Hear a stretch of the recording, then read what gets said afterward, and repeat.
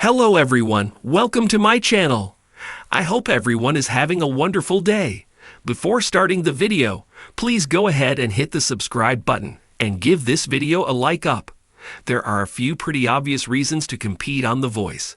The winner receives a $100,000 cash prize and a recording contract with Universal Music Group, and the runners-up get a chance to expand their audience week after week on one of the world's biggest stages, while being mentored by industry professionals.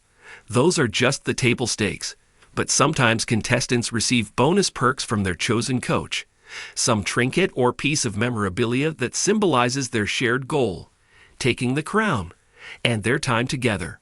In the past, John Legend gave out Team Legend jackets, Chance the Rapper handed out hats, Dan Shay passed out bespoke baseball jerseys, and Reba McEntire is always tempting performers with tater tots, chicken strips, and other treats.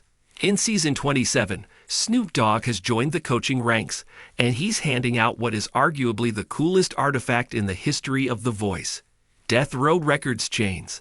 A Death Row Records chain, sporting the logo of the iconic hip-hop record label now owned by Snoop Dogg. Death Row Records was founded in 1991 by Dr. Dre, Suge Knight, the DOC, and Dick Griffey. The label was instrumental in defining West Coast hip-hop and putting several big names on the map. Early on, the label secured a deal to contribute music to the soundtrack of the 1992 film Deep Cover. The title track was Dr. Dre's first release after leaving NWA and featured a young Snoop Dogg. Shortly after, the label released Dre's first solo album, The Chronic, Snoop Dogg's Dogga Style, and Tupac's All Eyes on Me, albums which remain definitive to this day. By the end of the decade, the label was struggling under the weight of Tupac's murder, various legal battles, and the departure of its key artists, including Snoop Dogg. Death Row filed for bankruptcy in 2006 and was purchased by WID Awake Entertainment 3 years later. It bounced around to several different corporate entities until Snoop purchased the label from NNRK Music Group in 2022.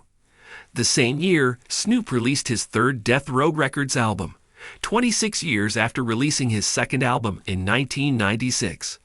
This time, he wasn't just the label's darling, he was its owner. A few decades ago, Snoop was given a Death Row chain by Suge Knight, and now 30 years later he's the one handing them out. Jewelry and other aesthetic adornments have been a part of human culture for hundreds of thousands of years, as long as we've been human. Through hip-hop, we can see the importance and cultural symbolism of jewelry writ large. Early hip-hop artists were known for wearing simpler jewelry, often acquired at local shops, as a means of displaying success. An artist might pick up a ring or a necklace to celebrate an accomplishment or to symbolize reaching a new level. Over time, the role of jewelry in hip-hop culture evolved, each new artist upping the ante until it reached the many varied forms we see today in contemporary bling. Artists wear their successes not on their sleeves, but on wrists and fingers, on grills, and around their necks.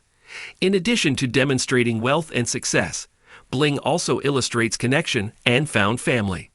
In 2002, Kanye West was a relative unknown when he signed with Roc-A-Fella Records and received a Roc-A-Fella chain in front of a crowd in his hometown.